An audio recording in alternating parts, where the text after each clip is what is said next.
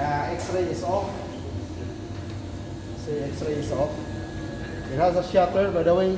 You will see the light if the shutter is open. Okay. You're afraid of X-ray. Yeah. First thing is you need to have this and see. See, it's 0.04 microsieverts per hour. Oh, see here, see, it reacts because this side is the X-ray tube. So we have 0.06 microsieverts per hour. Okay, our requirement is 20 millisieverts per year. Okay, 20 millisieverts per year. Now let's get inside. This is the X-ray tube. Okay, this is the X-ray tube, and it's connected to the cooling system. We have, a chiller to cool down this portion to continuously remove the heat while operating the unit. Right now, there is no X-ray generation because we never started any test yet.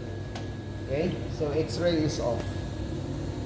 Then, let's see if we have residual X-ray, whatever. So it's the same. Okay, the same. Here you have the detector. The detector is here.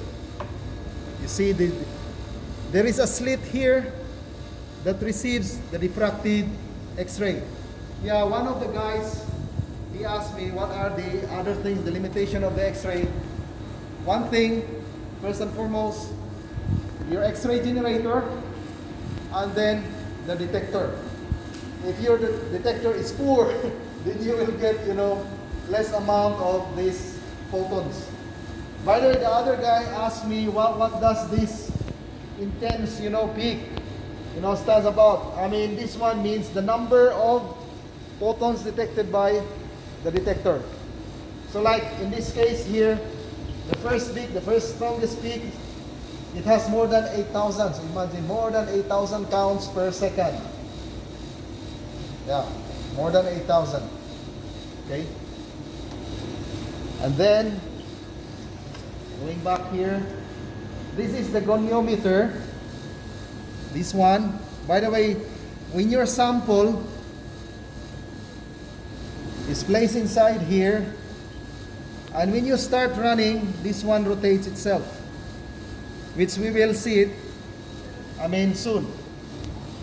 Okay, this is the kind of sample holder that we have. There is another sample holder, like this one here, aluminum. But the problem with aluminum, you will get some peaks, okay? And it will participate, in your result. You will see, also the peaks of this aluminum. And then you will say, wow, Eureka, I found something, in my material, but actually this is the thing. So you need to have something, that would not interact or that would not affect the results here. Okay? Now you will see, it's not smooth. It's randomly oriented. It's randomly oriented. It's okay, there's no more X-ray left here. It's randomly oriented. Okay? Because if you have a smooth, like other guys, when they prepare the sample, when they put the sample here, because they want to put it, inside the square, and they will do it, look it nicely and do like that. So that means to say, you are making, a smooth surface, and you are making those particles ordered. Okay? Basic things is you need to have random orientation of the particles. That's why, let's say, for example, if I'm going to use this, because, this one is not enough. When it moves like that, all the samples fall down. So, what I will do,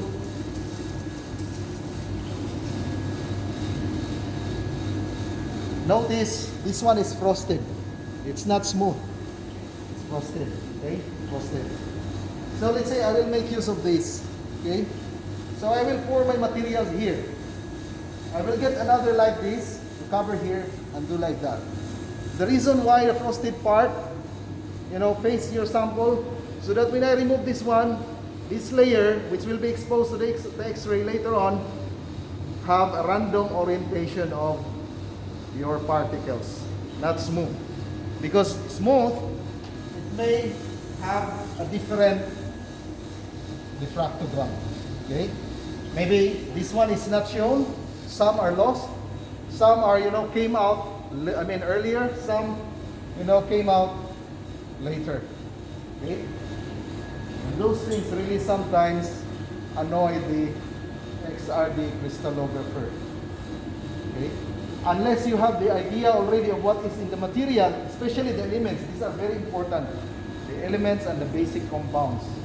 ADX, XRF, with this, that will solve my problem. Okay? Will solve really my problem. Okay. So how to do the analysis? Not the analysis, how to do the experiment. It's basic. A lot of, talks about, heavy talk, some things I couldn't understand anymore. But to do it is very straightforward. Put your sample here. After you put your sample here, you open this thing. Be sure when you open this thing, the X-ray is off. If the X-ray is not off, that means it's not working fine. Okay, you couldn't open it. Okay. So assuming you have a sample in that thing inside. Let's say, okay, I will go here. What I usually set here is the start angle and the finish angle. So basically your sample inside will move according to your angle setting. Like I will start at 5, so maybe a bit tilted, until it reaches 80 degrees. Okay? Now, as I told you, XRD is not spectrum. In mass spectrophotometer or other spectroscopy, no matter what the orientation of your sample is, the data is as is. Okay? But this one is different. Let's say this is your sample. When you tilt that way, it gets nothing. No counts, because the X-ray that hits here transmits here. There is no diffraction. When it reaches this position, sometimes there are X-rays diffracted. Some transmitted. Okay? Different positions. That's why you need to do it in different positions. Okay? Because this thing, you will compare later on with the library to see what are these materials. Each material have its characteristic diffractogram. Like a fingerprint. Materials, these materials, crystalline materials, they are not the same. Okay? When it comes to diffractogram. They have different diffractograms, believe me. Okay? But when it tilts, doesn't the powder crystals pour out? Or is this it? Which one? When it tilts, doesn't the crystals the doesn't part. pour? Yeah, okay. That's another thing. Make sure that when it tilts, the material, your sample would not slide off. When it moves, this one also will be affected. Will change. Yeah, it depends. Sometimes it will not be seen. There's nothing, or a bit shift, or like very small, very short peak. Yeah, or maybe comes out earlier or later. So it's like that. So that's why sometimes we make use of a deeper, because this one is deeper than compared to this thing is only 0.5 millimeter depth. Okay. Compared to this one is around 2 millimeter depth. Okay. The problem is this one will give peaks for this material. So you need to have, let's say, glass. Because glass, we know that glass will not give a characteristic diffractogram. Because it's considered as amorphous. Okay? So, go back here. Going back here.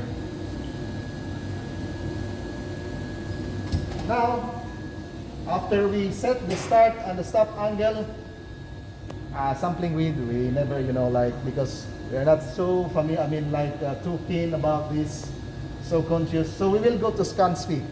Scan speed is in degree per minute. So if you set this one fast, then you need less time. Then you can get the result. The good thing with XRD, It's non-destructive. After you analyze your sample, you can still use your sample for other purpose, or you can use it for other, characterization test. And it's fast, because as I told you, you can set, at a fast rate to give you, the result in less than maybe 20 minutes. It's up to you. Again, you need to make sure that the result that you will get is the right one, because the more you prolong it, the problem is prolonging. Some of these peaks, come later. If you go fast, some of the peaks, come earlier. Okay? So let's see. Now, after you have set this one, the voltage is fixed. It's 30 kilovolts. This is, imagine 30 kilovolts. This is, the voltage we apply to the X-ray. And the filament is only 15 milliamps. So after that one, we will, write a file name, and that's it. Then, let's say, let's start.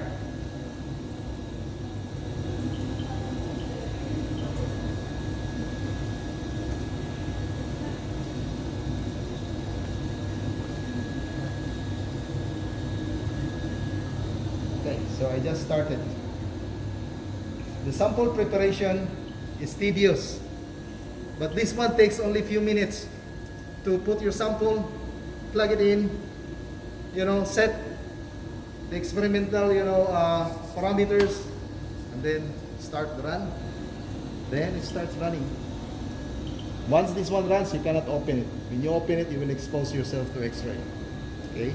This one indicates that the X-ray is on. So let's see. There are X-rays. Is there any X-ray? Any stray emission of X-ray? Oh, it's even less. It's even less. Maybe here.